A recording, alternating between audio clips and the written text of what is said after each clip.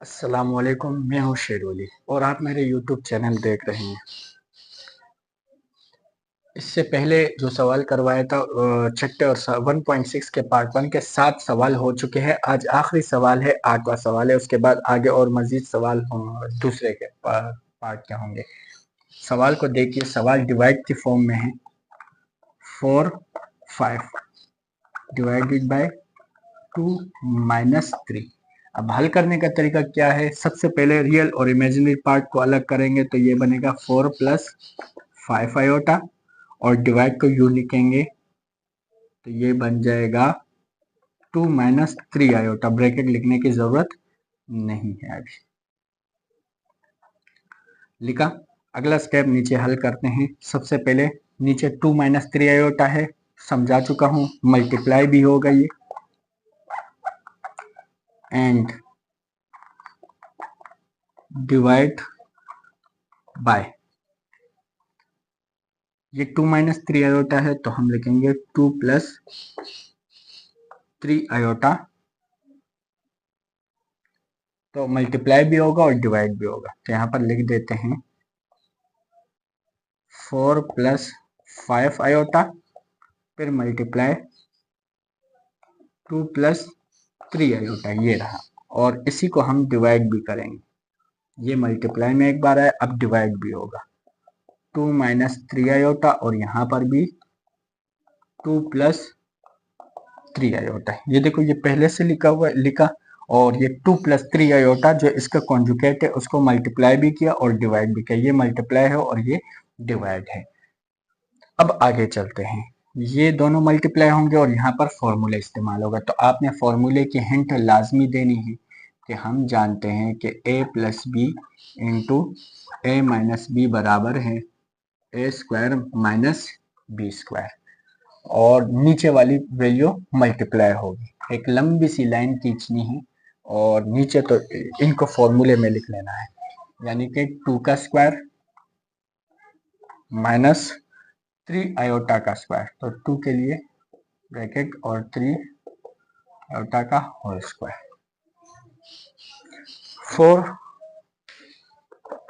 4 को मल्टीप्लाई करेंगे 2 से। 4 पहले 2 से मल्टीप्लाई होगा, यही 4 जाकर 3 आयोटा से मल्टीप्लाई होगा, तो 4 मल्टीप्लाई बाय 3 आयोटा, फिर 5 आयोटा मल्टीप्लाई होगा 2 से, और यही 5 आयोटा मल्टीप्लाई होगा 3 से।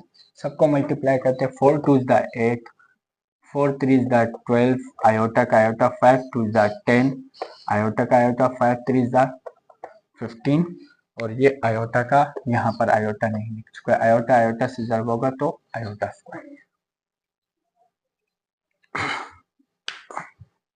सारी वैल्यू मल्टीप्लाई हो चुकी हैं। यहाँ पर हम एक गलती कर चुके हैं। अच्छा, नीचे है माइनस के साथ।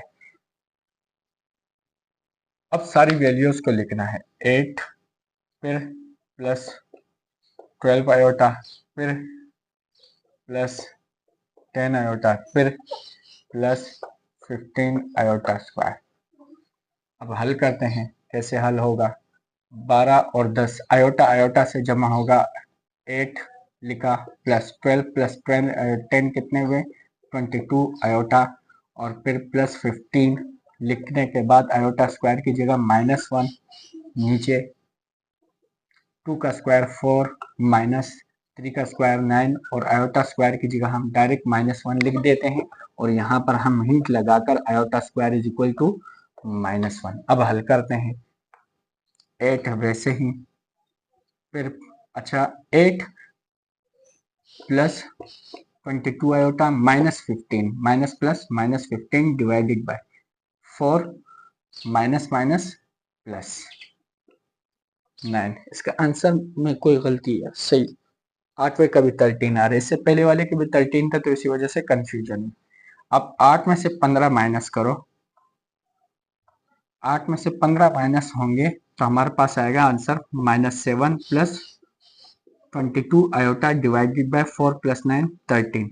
अब दोनों को अलग अलग लिखते हैं, मैं यहाँ पर लिख देता हूँ, यहाँ पर जगह कम पड़ेगी, तो ये बनेगा -7/13 और फिर प्लस 22 आयोटा डिवाइडेड बाय 13। अब इसको ऑर्डर्ड पेयर में लिखना है, तो ऑर्डर्ड पेयर में कैसे लिखेंगे, -7/13 फिर कोमा और फिर 22/13, आयोटा नहीं लिखा जाता। ये सवाल मुकम्मल हो चुका और यही इसका जवाब बुक में भी है।